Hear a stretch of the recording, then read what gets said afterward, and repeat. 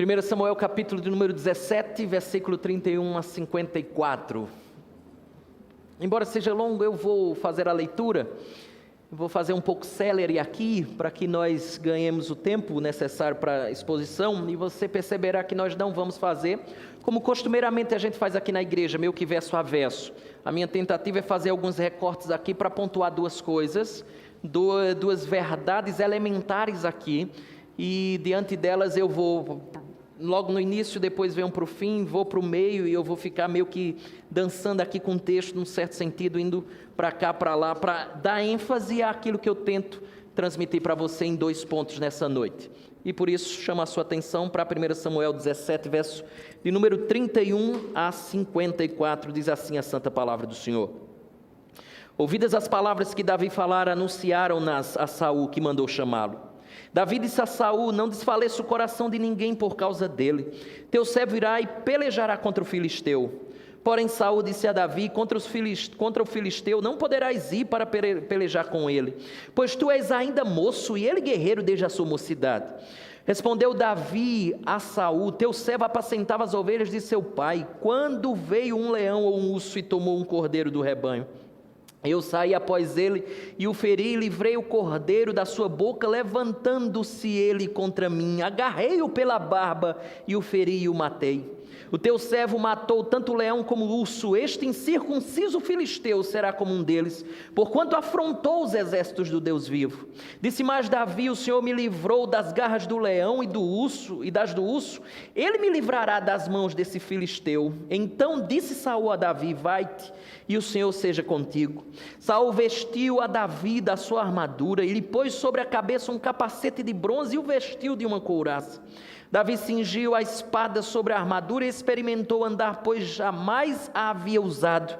Então disse Davi a Saul: não posso andar com isto, pois nunca usei. E Davi tirou aquilo de sobre si, tomou o seu cajado na mão e escolheu para si 5 pedras lisas do ribeiro, e as pôs no alforje de pastor, que trazia a saber no surrão, e lançando mão da sua funda, foi-se chegando ao filisteu. O filisteu também se vinha chegando a Davi, e o seu escudeiro ia adiante dele. Olhando o filisteu e vendo a Davi, o desprezou, porquanto era moço, ruivo e de boa aparência. Disse o filisteu a Davi: sou eu algum cão para vires a mim com paus? E pelos seus deuses amaldiçoou o filisteu a Davi. Disse mais o filisteu a Davi: vem a mim e darei a tua carne às aves do céu e às bestas feras do campo. Davi, porém, disse ao filisteu: tu vens contra mim com espada e com lança e com escudo. Eu, porém, vou contra ti em nome do Senhor dos exércitos, o Deus dos exércitos de Israel, a quem tens afrontado. Hoje mesmo o Senhor te entregará nas minhas mãos, ferir-te-ei, tirar-te-ei a cabeça, e os cadáveres do arraial dos filisteus darei. Hoje mesmo as aves dos céus e as bestas feras da terra, e toda a terra saberá que há Deus em Israel. Saberá toda esta multidão que o Senhor salva, não com espada nem com lança, porque do Senhor é a guerra, e Ele vos entregará nas nossas mãos. Sucedeu que, dispondo-se o filisteu a encontrar-se com Davi, este se apressou e, deixando as suas fileiras, correu de encontro ao filisteu. Davi meteu a mão no alforje e tomou dali uma pedra, e com a funda lhe atirou e feriu o filisteu na testa. A pedra encravou-se-lhe na testa, e ele caiu com o rosto em terra. Assim prevaleceu Davi contra o filisteu, com uma funda e com uma pedra, e o feriu e o matou. Porém não havia espada na mão de Davi. Pelo que correu Davi, e lançando-se sobre o filisteu, tomou-lhe a espada e desembainhou-a, e o matou, cortando-lhe com ela a cabeça. Vendo os filisteus que era morto o seu herói, fugiram. Então os homens de Israel e Judá se levantaram e jubilaram, e perseguiram os filisteus até Gate e até as portas de Ecrom.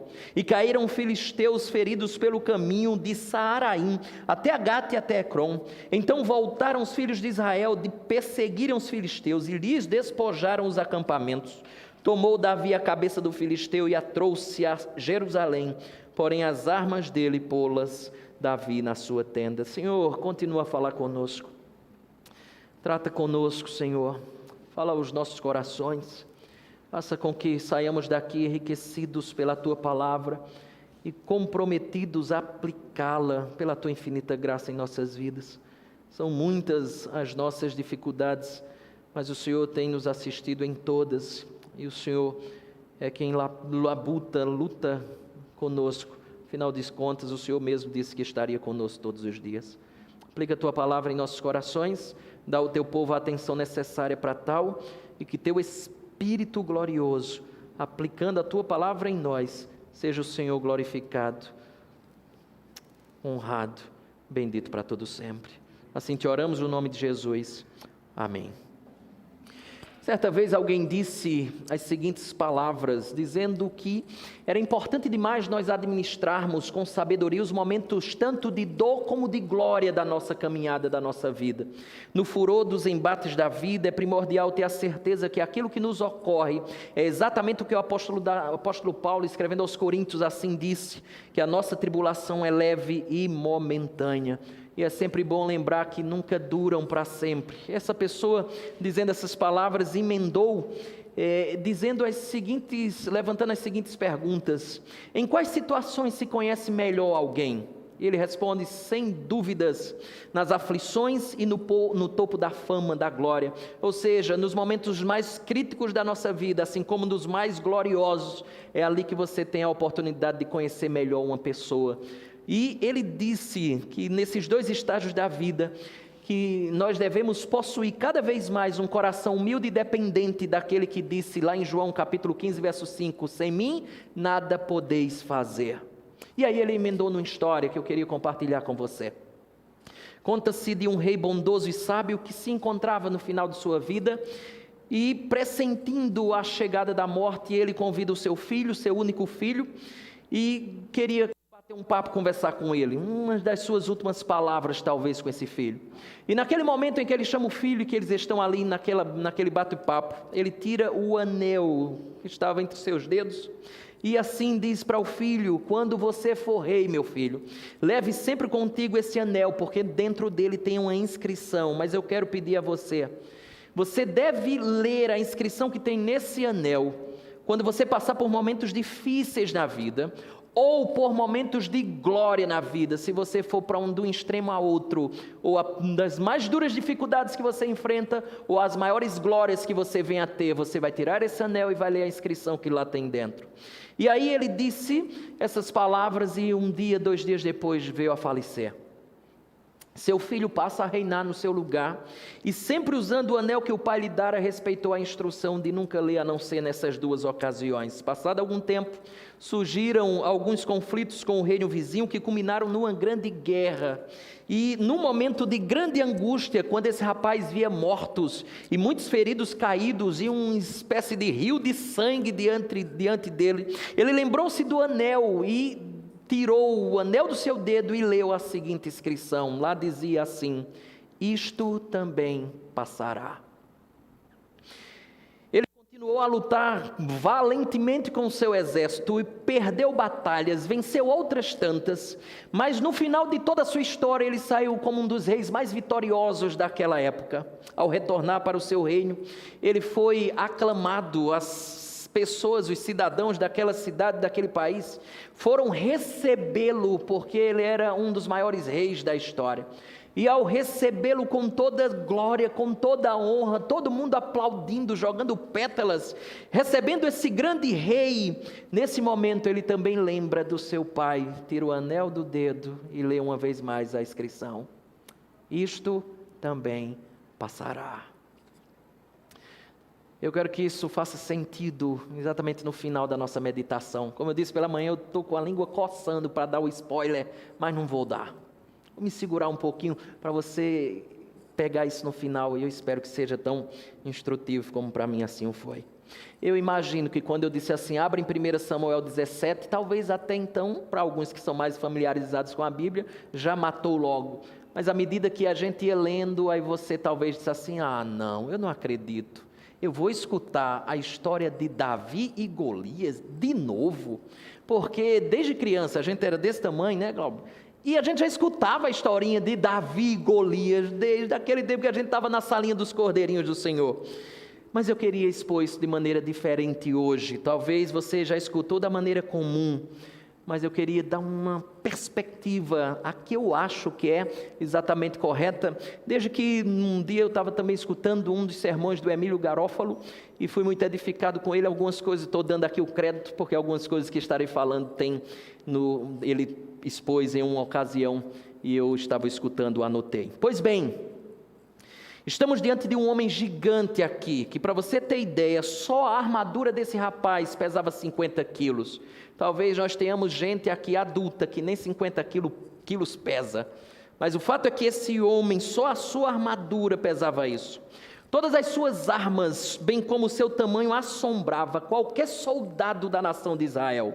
Até os veteranos de batalhas, eles já estavam com medo de lutar contra ele. Saul, o grande rei de Israel, ele estava exatamente ali, mas estava escondido no palácio, como se a coisa não fosse bem com ele. Não chamou meu nome, então eu não vou lá para a batalha, deixa ele lá blasfemando, falando, eu estou aqui no meu palácio. Ele estava com medo, morrendo de medo também no palácio.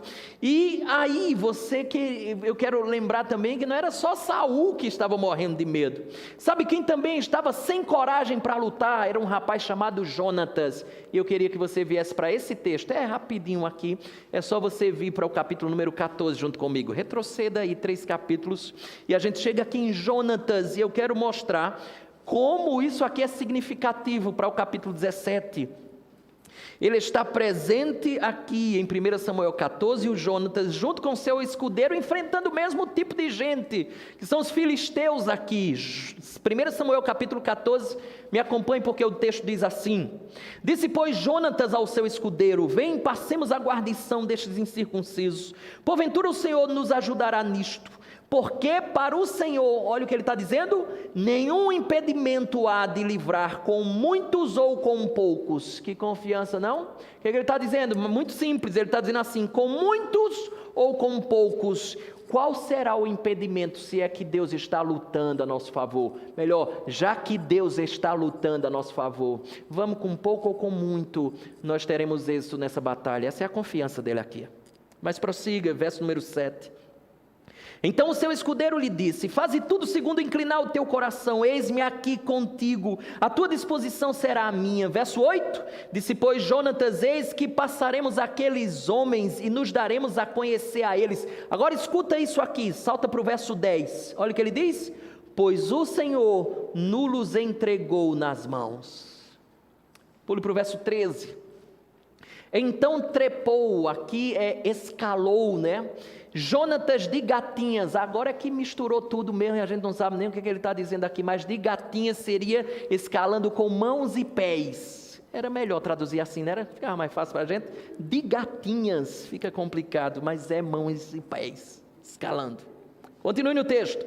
E o seu escudeiro atrás. E os filisteus caíram diante de Jonatas, e o seu escudeiro os matava atrás dele. Sucedeu esta primeira derrota, em que Jonatas e o seu escudeiro mataram perto de 20 homens, em cerca de meia geira de terra.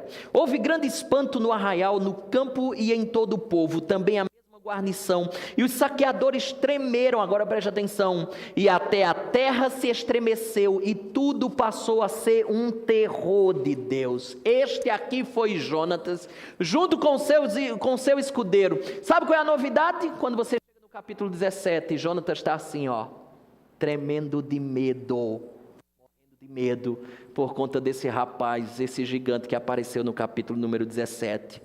Todos os veteranos de guerra aqui estavam apavorados diante da arma de destruição em massa chamada Golias.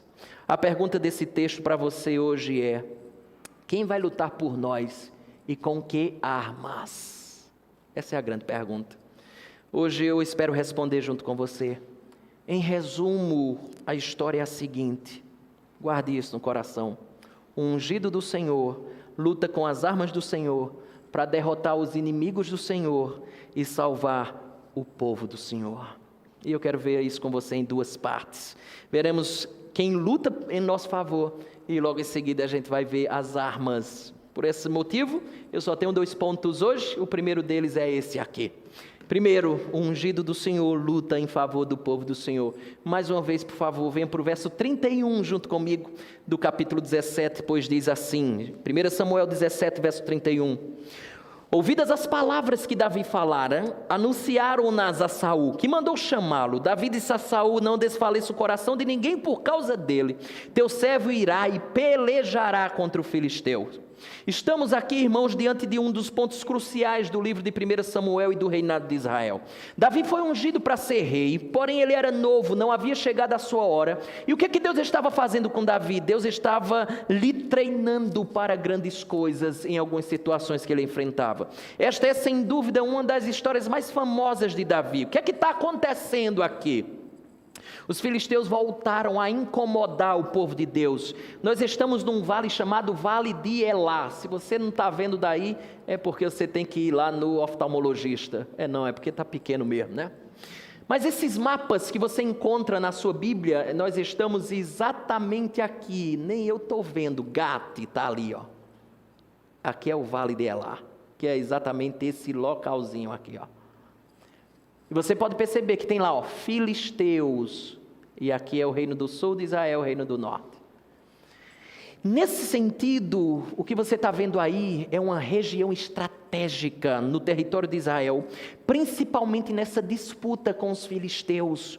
Muitas lutas ocorreram ali, mas nenhuma se comparava em fama à luta de Davi e Golias. Ela é tão famosa que até gente que não conhece a Bíblia utiliza essa história para descrever eventos esportivos. Já viu? Quando um time maior, um time menor, melhor dizendo, vence um time maior, com mais estrutura, com melhores jogadores, o que é que geralmente essa pessoa diz? O cronista esportivo, o narrador, o repórter diz assim: hoje foi o dia em que Davi venceu Golias. Mesmo sem ele conhecer o relato bíblico, tamanha a relevância e o conhecimento e a fama dessa história. Era uma batalha importante para os dois reinos. Ali eles estão há 40 dias, mas não teve briga alguma. Jessé, que era o pai de Davi, imaginando que a guerra estava bem ferrenha, aguerrida, ele envia Davi a levar suprimento para os seus filhos lá, no caso os irmãos de Davi. E aí, imaginando que a batalha estava complicada, ele vai enviar suprimentos para esse pessoal. Mas a questão é que não está tendo batalha alguma, pelo contrário, o que está acontecendo é só vergonha da parte do povo de Deus. Você tem então aqui 2 exércitos postos, diante do mapa que você tem e do vale, ali você tem um exército de um lado, um exército do outro e um vale entre eles. E aí é interessante porque um está de cada lado e ninguém ousa descer. Por que não ousa descer? Porque descer você teria que enfrentar o seu inimigo na ladeira. E aí na ladeira é bronca, porque se jogassem alguma coisa lá de cima, você seria presa fácil. Seria muito bom para o exército que está em cima lutar com quem está embaixo. E nesse sentido, ninguém está querendo descer. Qual é a questão? A proposta vem do lado dos filisteus. Vem uma proposta dos filisteus dizendo mais ou menos assim: vamos fazer uma luta de heróis. Vamos fazer uma luta de representantes, combate 1 a 1 segundo a tradição antiga. E aí quem ganhar, o seu país sai vitorioso. Agora lembre-se, as ofensas de Golias não eram contra Saul apenas. As ofensas de Golias eram contra Israel, era contra o povo de Deus, era contra o Deus de Israel. A ideia é muito simples. Golias está mostrando que o mundo que jaz do maligno pode mais que o povo de Deus. É verdade que Golias não entende isso. Compreendemos, nós entendemos que é uma batalha histórica travada entre 2 sementes, aqueles que se chamam pelo nome do Senhor e aqueles que se chamam pelo nome da serpente. Saul aqui está envergonhando o nome do Senhor, aqueles que se chamam pelo nome do Senhor. Saul deveria estar enfrentando esse homem aqui que está afrontando, mas Saul não faz. Esse povo passa 40 dias de humilhação. E é interessante, porque 40 sempre brota na Bíblia como um número muito significativo. 40 anos do deserto, 40 dias Jesus sendo tentado pelo diabo. Mas voltando ao texto, o rapazinho Davi, ele leva comida para os seus irmãos na batalha, e ele fica indignado com aquilo que ele vê, aquela cena daquele gigante afrontando o povo de Israel. Ele fica indignado com o que ele vê. Todo mundo tremia de medo, mas o pastorzinho de ovelhas é o único que enxerga aquela situação pelos olhos da fé. Deixa eu fazer passar para você as palavras do Rick Phillips, um teólogo, que disse uma coisa que me chamou muita atenção. Ele disse assim: quem olha pelos olhos da carne, Golias é uma montanha coberta de metal. Para quem olha com os olhos da fé, ele é apenas um incircunciso. Ele é apenas um que não faz parte do povo de Deus. Mais ou menos o que Davi está dizendo é assim: o que é este monte de carne comparado ou diante do Criador dos céus e da terra? Essa é a fala de Davi. O que é esse monte de carne? Golias, interessante, joga os seus olhos para o verso 5 do capítulo 17, porque Golias tem uma armadura, ele veio vestido de uma armadura de escamas, e aqui eu queria chamar a sua atenção, ele é como uma serpente. Olha verso 5, trazia na cabeça um capacete de bronze e vestia uma couraça de escamas, cujo peso era de 5.000 ciclos de bronze. Era uma serpente, mais uma vez, no terreno de Deus. Era mais uma vez a serpente no terreno de Deus. Naquele dia no jardim, o homem de Deus se deixou levar pelas palavras da serpente. Aqui não. Aqui no vale de Elá não. Está todo mundo preocupado, aflito. Mas Davi diz, verso 32.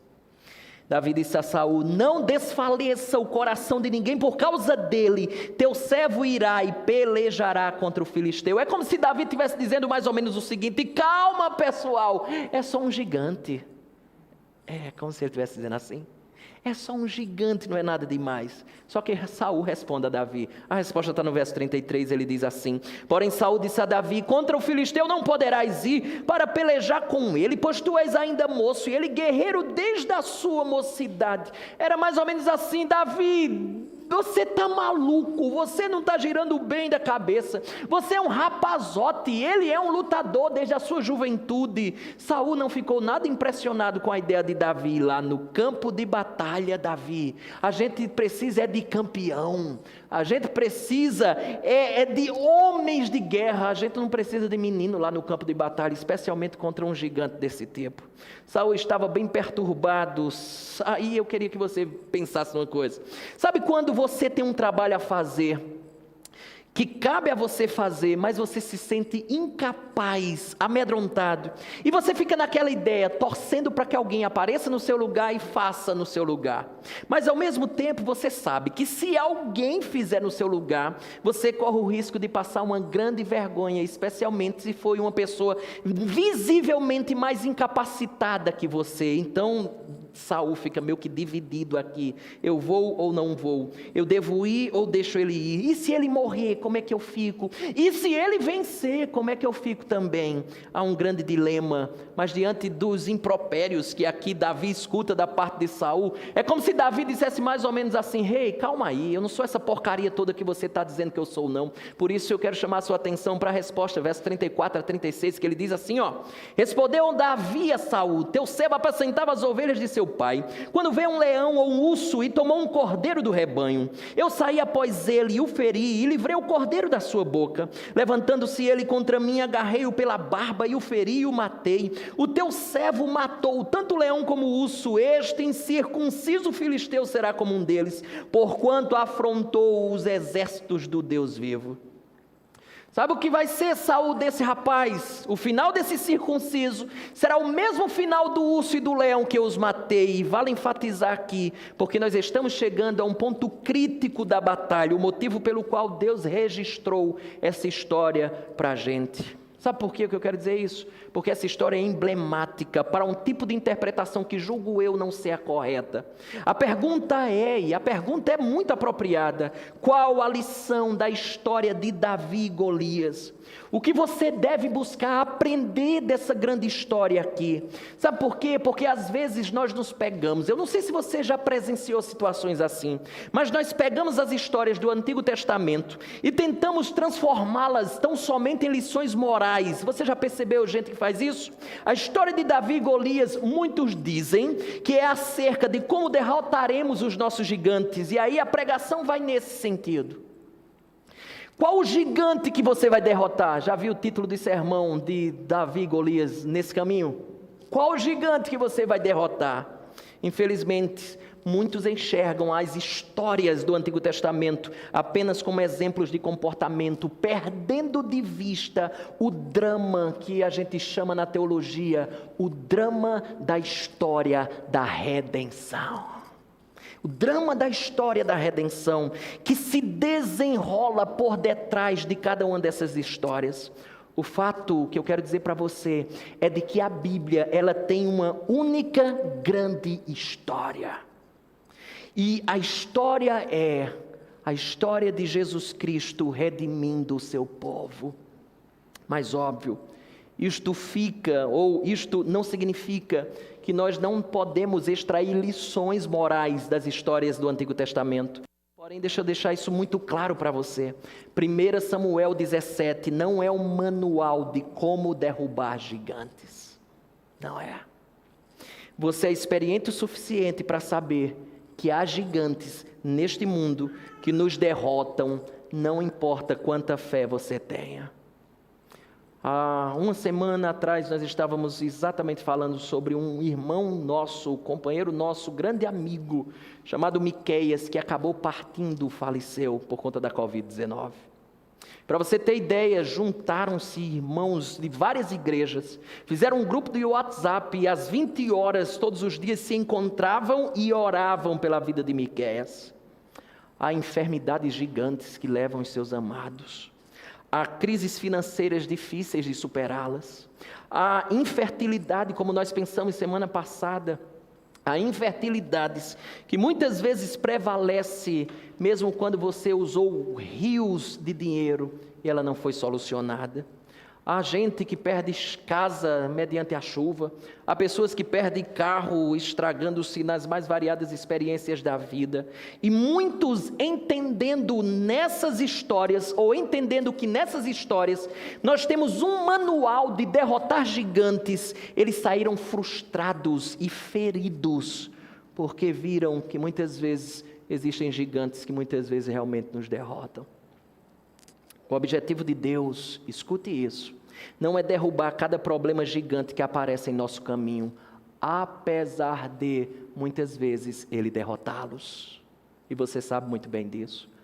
Mas vale destacar algo importantíssimo aqui, e que eu queria que você começasse a pegar o fio da meada, porque é por essa trilha que a gente vai seguir. Ao contrário do que muitos pensam, nós não somos semelhantes a Davi aqui nessa história.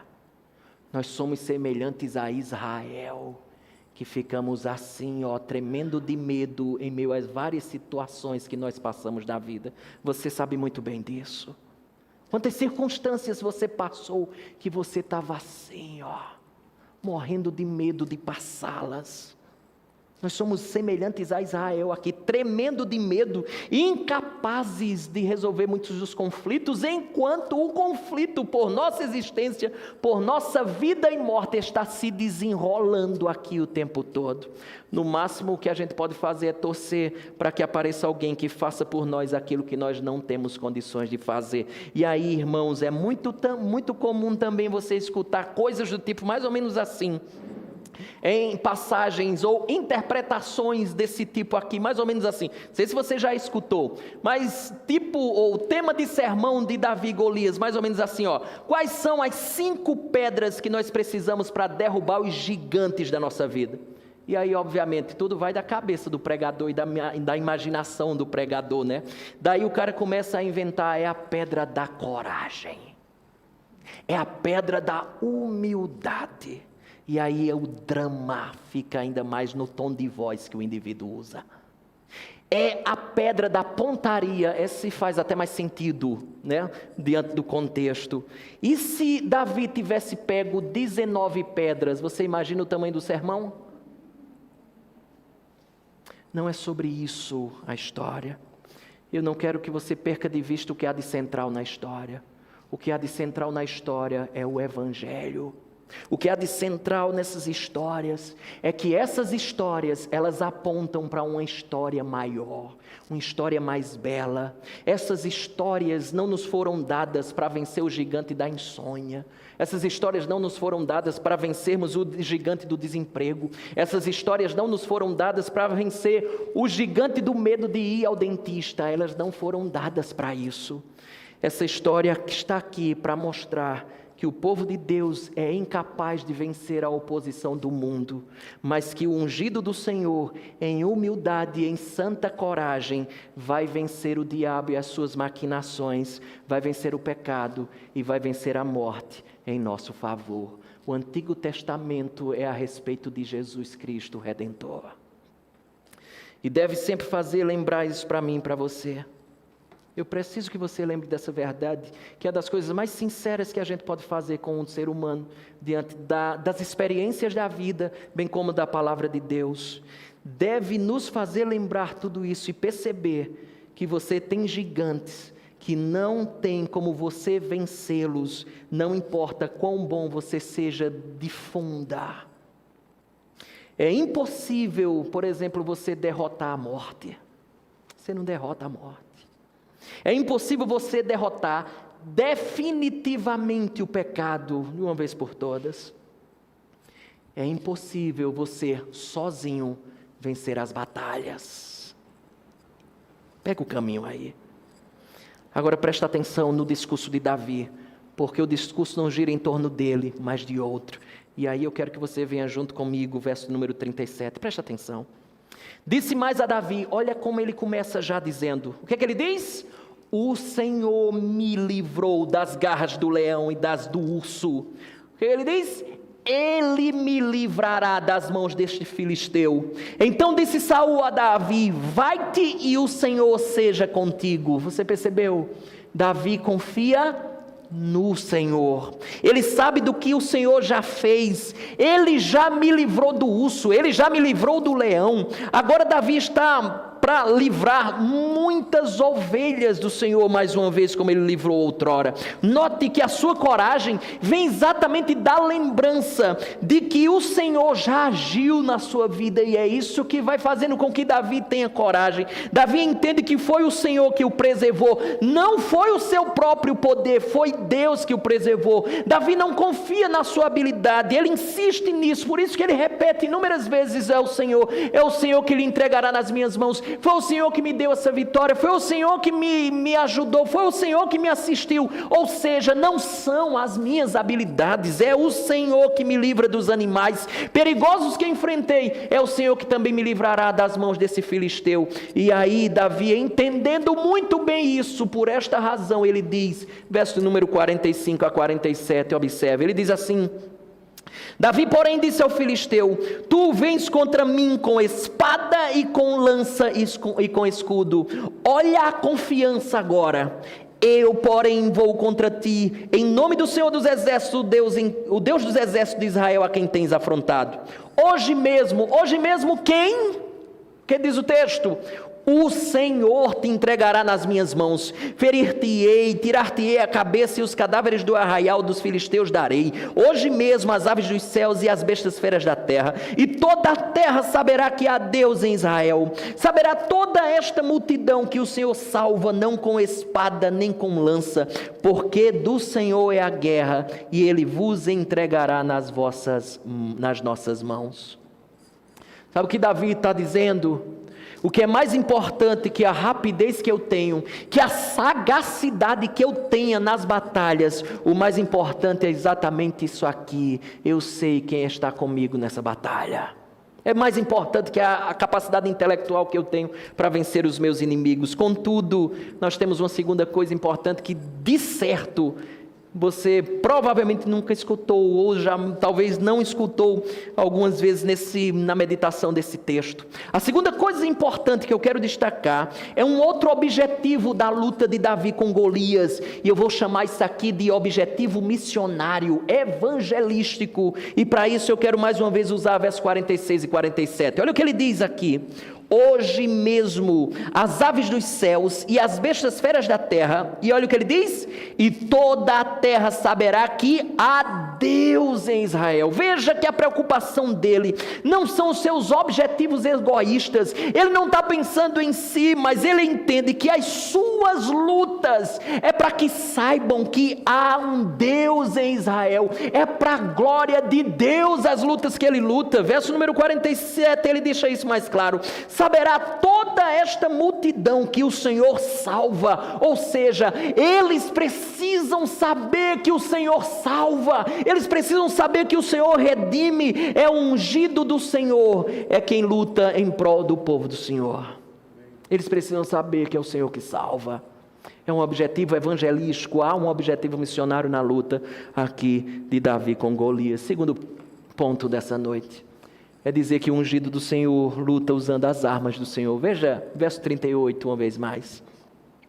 Saul vestiu a Davi da sua armadura e lhe pôs sobre a cabeça um capacete de bronze e o vestiu de uma couraça. Davi cingiu a espada sobre a armadura e experimentou andar, pois jamais a havia usado.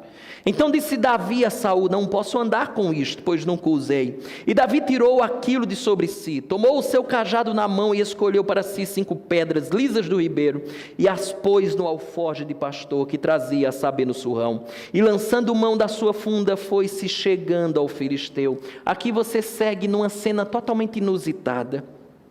Saul topa mandar Davi para a luta, mas é como se ele dissesse assim: tudo bem, Davi. E aquele velho ditado que às vezes a gente diz, né? Se só tem tu, vai tu mesmo. Só tem você com coragem, vai você mesmo. Só que aí eu queria dizer a você, você precisa deixar eu pôr a minha armadura em você. Alguns teólogos, alguns estudiosos dizem aqui que como ele não teve coragem de ir, se porventura Davi vencesse a batalha, Saul ia dizer assim: claro, com a armadura dessa qualquer um vence batalha.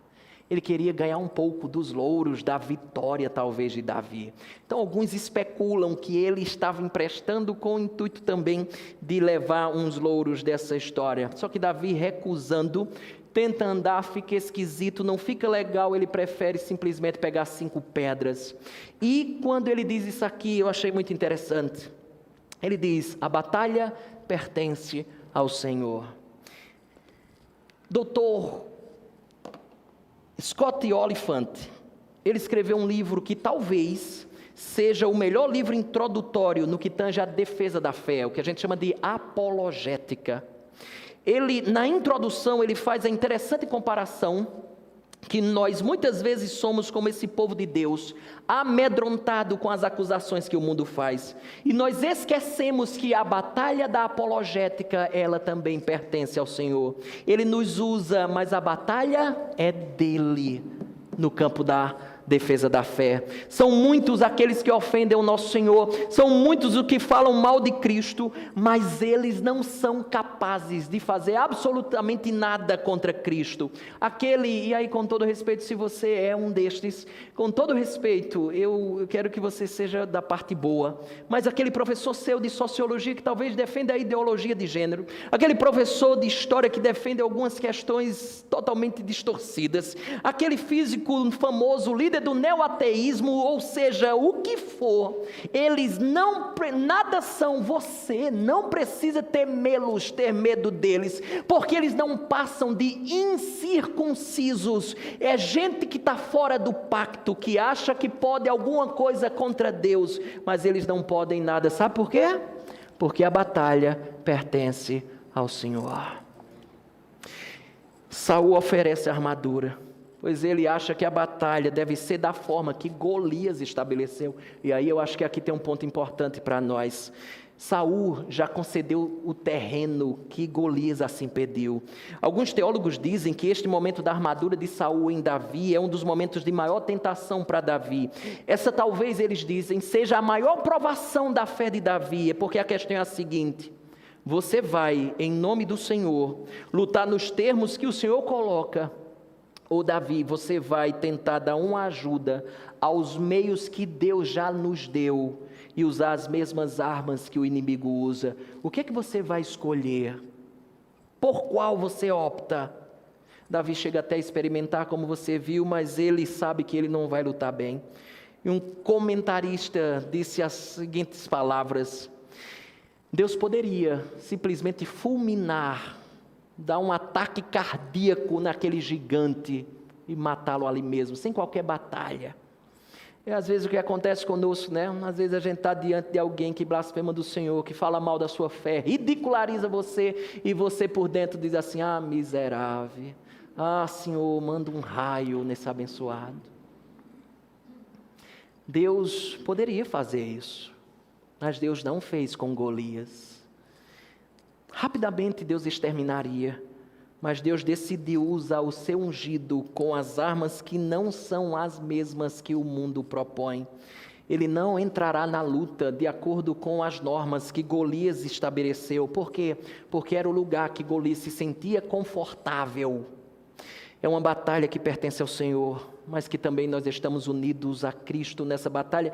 E quando eu falo assim, eu estou me referindo às lutas que nós enfrentamos e que Deus conta conosco nessas batalhas aqui. Nós estamos unidos a Ele e estamos labutando com Ele nas batalhas aqui. O que é que cabe a mim e a você? É óbvio, nem eu nem você participamos da cruz, nem eu nem você rolou aquela pedra lá na tumba onde Jesus foi sepultado. Mas o nosso Senhor nos chama a labutar no evangelismo, Ele nos chama a apologética, a defesa da fé, Ele nos chama a caminhada de santificação, ao bom testemunho. Nós temos batalhas que o Senhor espera que nós batalhemos, lutemos, a fim de que o ungido do Senhor seja honrado através das nossas vidas. Mas eu quero dizer, não use a armadura de Saul. Deixa eu dar um exemplo disso. Na apologética, por exemplo, os ímpios dizem assim: eu não aceito discussão com você usando a Bíblia. E na faculdade eu tive alguns embates assim. O professor diz assim: eu não concordo, eu não discuto com você se você não usar a Bíblia. Eu disse: é problema seu se você não concorda. É bronca, porque depois eu tirava 1, 2, 3 em prova, mas na hora tinha que, enfrentar. Mas o que eu estou querendo dizer? É que à medida que você entra no terreno que eles estabelecem, quando você não usa a Escritura, você já entra sem espada. Como é que você vai ganhar a luta? Por exemplo, muitas das discussões com esses homens, eles começam a dizer assim: olha, milagres não existem, só aquilo que pode ser comprovado cientificamente pode ser considerado como verdade. E você tolamente veste a armadura de Saul e vai lutar de acordo com os termos que ele estabeleceu. Não. O que aqui nós precisamos aprender com Davi é a desafiar o próprio modelo de luta. Que armas são essas que Deus nos deu? E aí eu queria que você pudesse lembrar disso, da pregação do Evangelho, da oração, da vida com Deus. Se o objetivo da nossa luta não for a nossa glória, se o objetivo da nossa luta for o missionário, tornar o nome do Senhor conhecido, fazer com que essas pessoas saibam que o Senhor salva, lutando para que as pessoas se dobrem ao senhorio do nosso Senhor e Salvador Jesus Cristo, esse é o tipo de arma que o nosso Senhor, Ele tem prazer e alegria em honrar. Sabe por quê? Porque essas armas deixam claro que a luta não é nossa, que não é o nosso mérito que conquista as vitórias. Deixa claro que a vitória pertence ao Senhor. Foi assim com grandes homens de Deus do passado que abalaram o mundo, abalaram fortalezas e gerações. Não sei se você lembra desse rapaz, mas o seu nome era João Calvino. Conta a história que ele assumiu o púlpito da igreja lá da cidade de Genebra, na Suíça, apenas com a Bíblia, e sacudiu não só aquela cidade, mas a Europa. Deus levantou um rapaz chamado John Knox. Esse homem, segundo a biografia dele, fala que a rainha da Escócia temia mais as orações de John Knox do que os exércitos ingleses. Wilberforce usou a verdade bíblica perante as autoridades, e Deus o usou de tal maneira que ali findou-se o comércio de escravos. O que é que eu quero dizer para você? Nossa grande necessidade é simplesmente a fé.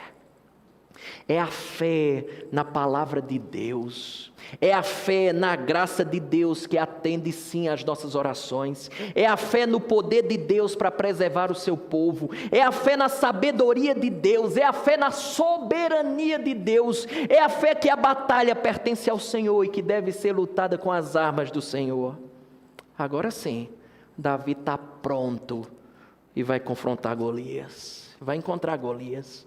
Golias vê, ao longo de 40 dias, você sabe muito bem da história, ele já tinha insultado tudo que é palavrão em hebraico, ou na língua dos filisteus, os israelitas. Ele estava ao longo de 40 dias e talvez o repertório de insultos já havia acabado, mas aí surge um moleque ruivinho, e aí foi um prato cheio para que ele pudesse voltar a ter um novo repertório de insulto. Ele ficou meio ofendido quando veio aquele rapazinho, tamanho de nada, para vir enfrentá-lo. E é como se ele dissesse assim: vem cá, ruivinho, você acha que eu sou algum vira-lata que está lá no meio da rua e que corre atrás de você quando você está andando de skate, para você estar vindo com paus? Vem para cá para o papai, que eu vou fazer costelinha de ruivo hoje. Vem para perto. Davi não fica por baixo, o negócio é verbal. Vamos lá, verso número 45 e 46, olha o que ele diz: Davi, porém, disse ao filisteu: tu vens contra mim com espada e com lança e com escudo, eu, porém, vou contra ti em nome do Senhor dos exércitos, o Deus dos exércitos de Israel, a quem tens afrontado. Hoje mesmo o Senhor te entregará nas minhas mãos, ferir-te-ei, tirar-te-ei a cabeça, e os cadáveres do arraial dos filisteus darei. Hoje mesmo as aves dos céus e as bestas feras da terra, e toda a terra saberá que há Deus em Israel. Guarda isso aqui no seu coração, considerando que Deus está do lado de Davi, o gigante não é Golias. Essa é a grande verdade. Considerando que Deus está do lado de Davi, o gigante da história, Evelyn, não é Golias. Não é Golias.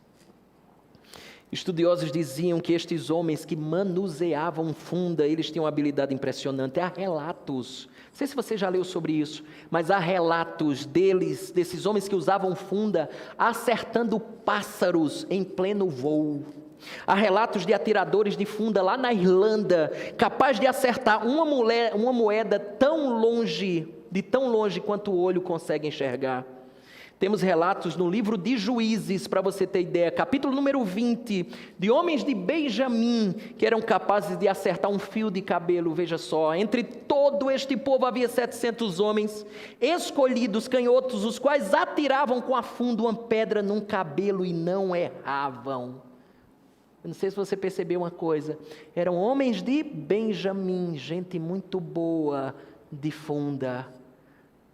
Sabe quem é de Benjamim aqui na história? Saul. É da tribo de Benjamim. Mas temos aqui um homem que é da tribo de Judá, que é muito melhor do que o da tribo de Benjamim.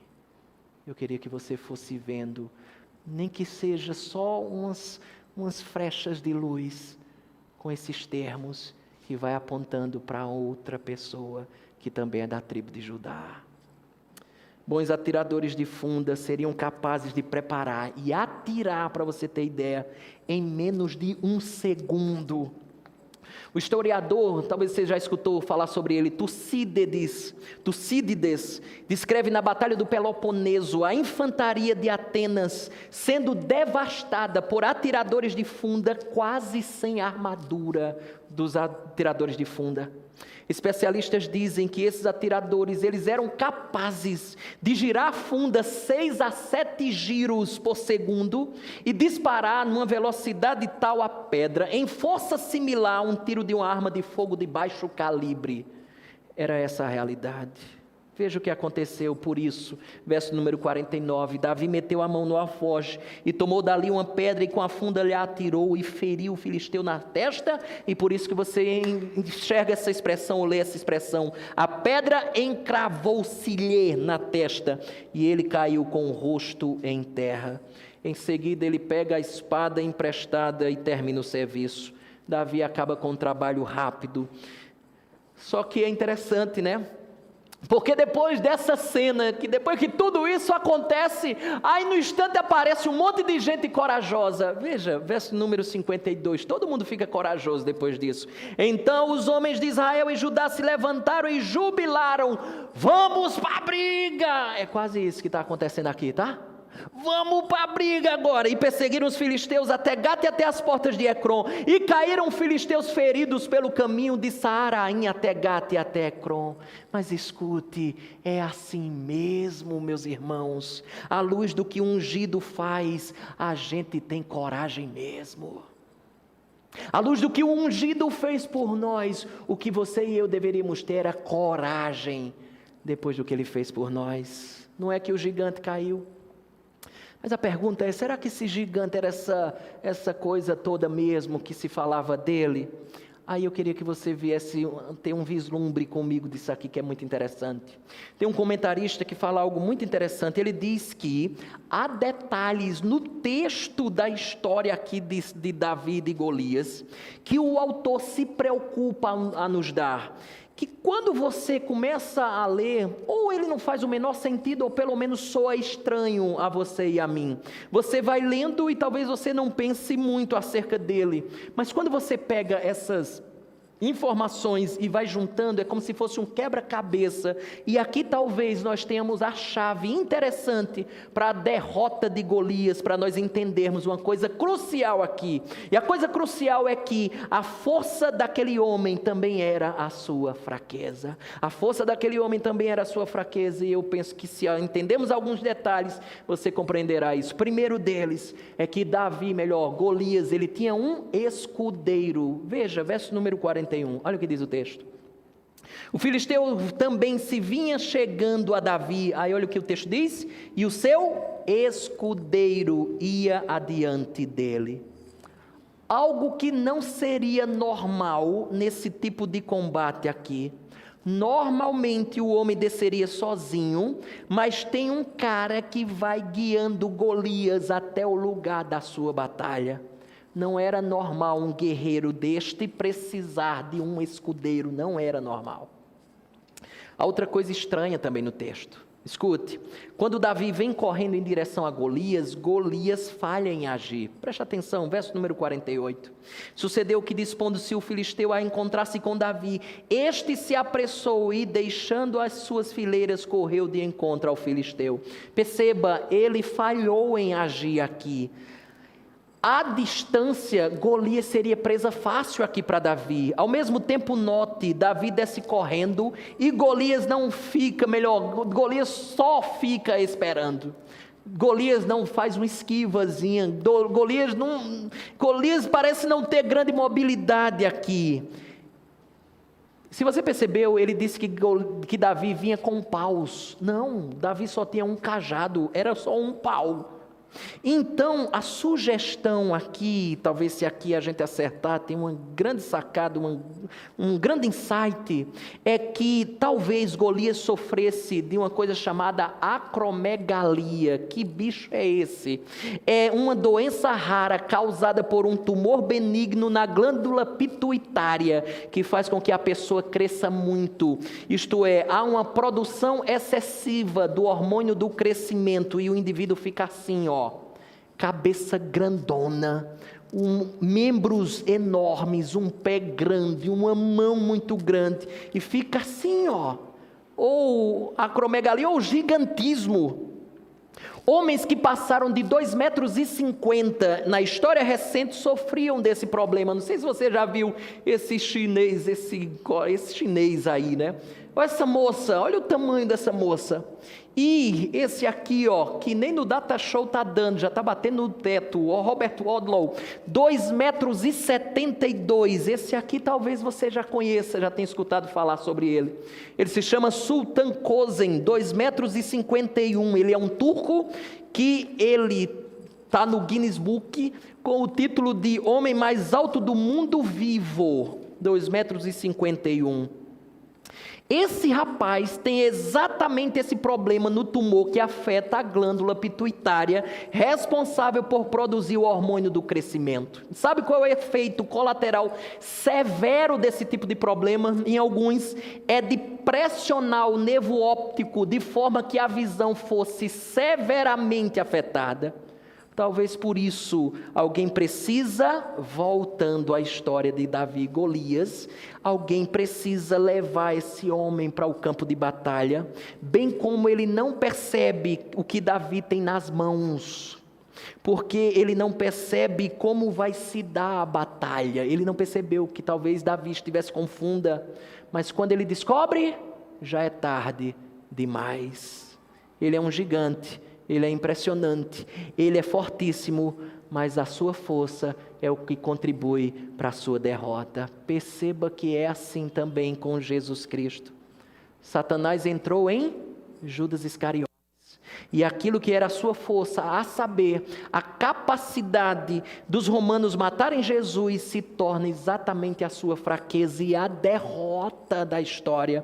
O mal acha que tem poderes maravilhosos de prevalecer sobre nós, mas Deus é tão extraordinário que inclusive usa o mal para cumprir os seus propósitos soberanos. Aqui nós temos o ungido do Senhor vencendo o homem vestido de serpente, e aí você começa a perceber as similaridades impressionantes entre a pessoa de Davi e a pessoa de Jesus Cristo. Alguns comentaristas destacam isso de forma abundante. Veja, olha o espírito egoísta, arrogante daqueles homens de Golias contra o povo de Deus. Veja a maneira com que ele afronta o povo de Deus, afronta o rei do Senhor. Ele simplesmente fala impropérios, ele fala tudo que vem na telha. Foram muitos os imperadores também que na história, eles junto com os ditadores, já que também eram ditadores, eles acharam que poderiam extirpar o cristianismo da história, por meio de açoites, por meio de surras, por meio de torturas, porém eles nunca conseguiram. Sabe por quê? Porque a batalha pertence ao Senhor. Note ainda a tranquilidade de Davi quando vai para a luta. Gente, calma, é só um gigante, que medo todo é esse? Você lembra de Jesus diante de Pilatos? Serenidade. Você lembra quando os soldados foram pegar Jesus, Pedro ficou logo perturbado e na orelha de Malco, Jesus diz assim: calma, Pedrão, não é assim não. Coloca a mão na orelha de Malco, restaura. Serenidade. Jesus nos lembra muito, ou melhor, Davi nos lembra muito a Jesus. Uma outra coisa fantástica é que Davi representou todo o povo de Deus naquele momento. Ele era o representante em prol de toda a nação de Israel, assim como Jesus da cruz do Calvário é o representante do seu povo. Ele representou todo o povo de Deus ali na cruz do Calvário. Lembre-se, poderosos daquela época pouco ficaram impressionados com Jesus. Eles em momento algum ficaram estarrecidos com quem Jesus era. Simplesmente foi exatamente assim que aconteceu no passado. Saul e Golias simplesmente pouco se impressionaram com a pessoa de Davi. Eles não acharam que Davi era capaz de alguma coisa. A própria arma de Golias fora usada contra o próprio Golias, assim como a cruz e a tumba não serviram para acabar com Jesus, mas simplesmente foi o clímax da obra de Jesus. São os troféus da sua vitória sobre a morte, sobre o pecado. Se tem um gigante que todos nós temos que enfrentar, é aquele gigante chamado morte. Você sabe que a morte matou simplesmente todas as pessoas que já morreram, é ou não é verdade? É verdade. Todos nós temos que enfrentar um gigante chamado morte. Mas é tão bom saber que o ungido, é tão bom saber que o nosso Senhor venceu um gigante invencível a qualquer ser humano, porque em determinado momento da história, Ele ressuscitou dos mortos. Ele ergueu-se. Ele saiu da sepultura. Essa semana eu estava lendo um post de Joamara. Para quem não sabe, foi a moça aqui da Igreja Bíblica Semear que perdeu o seu esposo por Covid-19 e o seu nome era Miqueias. Ela fez um post essa semana. E ela falava como está dolorido, como está doído, como está aberta a ferida. E ela usava termos bem pesados, porque você faz uma falta muito grande, as nossas filhas estão aqui e tal. Mas depois ela diz, como será bom, porque eu sei que um dia eu vou reencontrar você. É por isso que alguns, certa vez, já disseram no passado, que o povo de Deus é um povo que morre bem, porque eles sabem para onde vão. Meus irmãos, eu queria que você atentasse para essa verdade. Eu não sei quais são as lutas suas. Talvez de alguns eu sei. Porque como pastor, algumas pessoas compartilham comigo. Mas eu não sei ao certo todas as suas batalhas nesta vida. Eu não sei quais os gigantes que lhes faz tremer. Mas escute, o ungido do Senhor prometeu estar conosco todos os dias da nossa vida. E escute algo interessante, eu quero concluir exatamente com isso. Jogue os seus olhos no verso de número 54 da história. Verso 54 diz assim: tomou Davi a cabeça do filisteu e a trouxe a Jerusalém. Tomou Davi a cabeça do filisteu e a trouxe a Jerusalém. Davi chega em Jerusalém mostrando, sabe o quê? As suas mãos, pois nelas estavam a relíquia da sua batalha. Era nas suas mãos que estava a cabeça de Golias. Escute isso. Um dia, eu e você chegaremos na chamada Nova Jerusalém. E um dia nós vamos poder pedir para que o ungido nos mostre as relíquias da sua batalha. Ele vai mostrar para você a sua fronte, o seu lado ferido pela lança, as suas mãos, e lá, você e eu estaremos vitoriosos por causa daquele que nos levou a salvo para lá, fazendo com que vencêssemos todas as batalhas que enfrentamos aqui nessa terra. Só estaremos lá porque Ele nos fez vencer as batalhas que enfrentamos aqui. Foi Ele que nos guardou a salvos, para nós nos encontrarmos lá com Ele. Lembre-se da história do início. O anel e a inscrição que tinha dentro. E a história dizia, lá dentro, a inscrição era, isto também passará. Esse é o único momento da história que a frase muda e diz assim, isto será para sempre. Estaremos para sempre com aquele que nos fez vencer todas as batalhas e chegarmos diante dele, salvos, contemplando as relíquias da grande batalha.